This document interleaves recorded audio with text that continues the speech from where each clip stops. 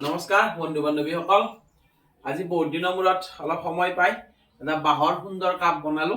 আৰু এইখিনি বস্তু আমি আগতে বনাইছিলো। এইটো এটা পানীৰ বটল, এইটো এটা নাৰিকলৰ পেলনীয়া আমি কোকৰা বুলি কওঁ, মানে টাইট অংশৰে আমি ধুনীয়াকে এটা মানে বানবাতি বনাইছো। এইটো কাপ বনাইছো, ধুনীয়াকে চাহ খাব পাৰি, ধুনীয়া হৈছে।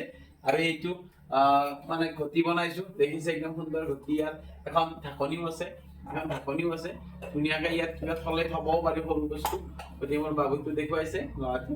আৰু এইখিনি বস্তু বনোৱাৰ কাৰণে আমাৰ ইয়াত কোনো মেচিনাৰী নাই, কাৰণ মেচিনাৰী ব্যৱহাৰ আমি কৰা নাই। আমি এখন কটাৰী, এখন বস্তু বিলেট আৰু কাঠৰ টুকুৰা আৰু এইখন চিৰিজ পেপাৰ আৰু অলপমান আঠা, গতিকে এইখিনি এটা সুন্দৰ কাপ বনাইছো। এই কাপটোত আমি এতিয়া বাৰ্নিছো কৰিব পাৰিম আৰু ইয়াত ৰঙো কৰিব পাৰিম। আৰু যদি কাৰোবাক লাগে ইয়াত নাম লিখিব পাৰি। আৰু কাৰোবাক লাগিলে আপোনালোকে যোগাযোগ কৰিব, মানে যদি কাৰোবাক কেতিয়াবা দৰকাৰ হয় সেইটো মই বনাই দিব পাৰিম।